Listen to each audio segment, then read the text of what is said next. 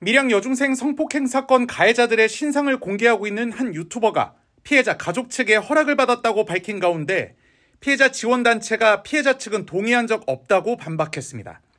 밀양 성폭행 사건 피해자 지원단체 중 하나인 한국성폭력상담소는 5일 보도자료에서 피해자 측은 유튜브 채널 나락보관소가 밀양 집단 성폭력 사건에 대해 첫 영상을 게시하기 전까지 해당 사실을 전혀 모르고 있었다며 사전 동의를 질문받은 바도 없다고 밝혔습니다.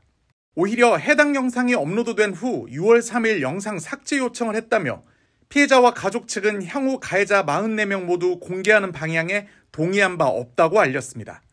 앞서 지난 5일 해당 유튜브 채널 운영자는 피해자 가족 측과 메일로 대화를 나눴고 가해자 44명 모두 공개하는 쪽으로 결론이 난 상태라는 공지를 올렸습니다.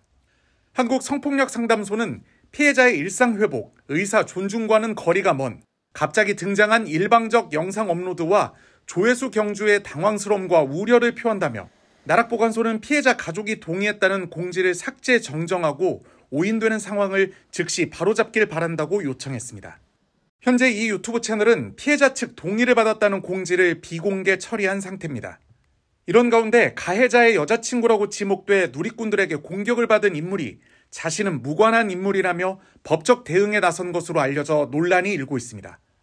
밀양에서 네일숍을 운영 중이라고 밝힌 A씨는 5일 한 맘카페에 진정서 사진과 함께 글을 올리고 저는 밀양 성폭행 사건으로 거론된 이의 여자친구가 아니다.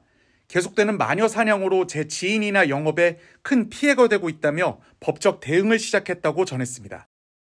앞서 해당 유튜버가 사건 가해자로 추정되는 남성의 신상과 근황을 공개하자 누리꾼들 사이에선 네일숍을 운영하는 A씨가 여자친구라는 확인되지 않은 주장이 나왔습니다. 이후 유튜버도 A씨로 추정되는 인물과 대화했다고 주장하며 SNS 캡처 사진을 올려 논란이 증폭된 바 있습니다.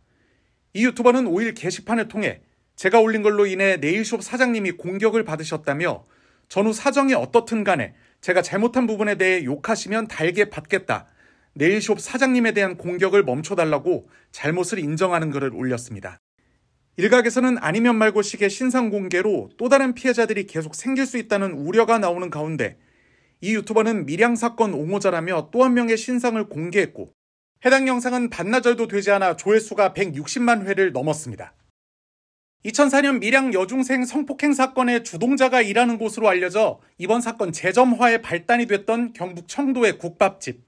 애초부터 무허가 건축물이었다는 의혹 제기가 잇따랐던 가운데 결국 건물이 철거됐습니다. 대구 경북 지역 언론 매체인 매일신문이 공개한 영상에 따르면 굴삭기가 건물 지붕에 힘을 가하자 샌드위치 패널로 만들어진 벽면이 종이장처럼 구겨져 나갔습니다. 비슷한 시간 인터넷 커뮤니티에도 건물이 철거되는 모습을 봤다며 납작하게 짓눌린 식당과 간판만이 남아있는 사진 등이 잇따라 올라왔습니다. 이 식당은 폭로 영상이 공개된 뒤 백종원 씨가 다녀간 곳이라는 사실이 알려져 화제를 모으기도 했는데 이후 누리꾼들은 리뷰 최하점 테러와 함께 해당 건물의 무허가 의혹을 집중적으로 제기했습니다.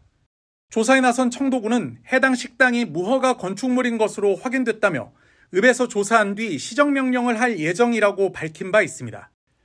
철거가 완료된 국밥집 간판 아래는 정말 죄송하다. 잘못된 직원 박모군은 저희 조카가 맞다며 채용으로 사회적 물의를 일으켜 정말 송구스럽다는 사과문이 붙었습니다.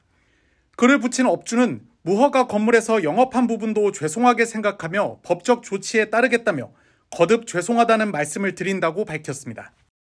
밀양 여중생 집단 성폭행 사건 가해자들의 신상을 공개하고 있는 유튜버가 피해자 가족 측의 허락을 받았다고 밝혔습니다.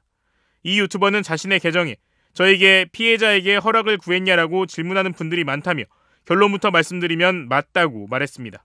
다만 이 유튜버는 당초 가해자 44명 모두 공개하는 쪽으로 대화가 마무리됐다고도 밝혔는데 이 대목은 삭제했습니다. 이 유튜버는 자신을 돕겠다며 가해자들의 신상을 올려주는 사람들이 있는데 엄연히 크로스 체크가 되어야 하는 사건이라며 혹시라도 다른 가해자들의 신상을 올리시는 분이 있다면 저와 팩트체크 한 번만 더 하시고 올리시는 것도 좋을 것 같다고 덧붙였습니다. 앞서 또 다른 유튜버가 밀양 성폭행 주동자 중 한 명이라며 또 다른 남성의 얼굴과 이름을 공개한 바 있는데 확인 결과 가해자는 맞지만 일부 정보가 맞지 않는다며 조금 우려되는 부분이 있다는 겁니다. 가해자들의 근황을 접한 누리꾼들의 분노는 밀양시와 관련된 공간 곳곳으로 번지고 있습니다. 현재 밀양시청 홈페이지 시민의 소리 게시판에는 밀양 무서운 동네다, 귀촌의 꿈 포기한다, 밀양 출신이라 말하기 부끄럽습니다 등의 글이 연이어 올라오고 있습니다. 또 밀양시에서 운영하는 유튜브 계정 중 초여름 걷기 좋은 밀양의 명소를 소개하는 영상에는 관광객 출입 금지시켜야 되는 것 아니냐 등의 비난성 댓글들이 1000개 넘게 달리고 있습니다. 20년 전 사건임에도 누리꾼들의 분노가 가시지 않는 것, 44명이나 되는 가해자들이 대부분 소년원 처분만 받는 등 전과 기록이 남은 사람이 한 명도 없어 제대로 단죄가 이뤄지지 않았다는 인식 때문으로 보입니다.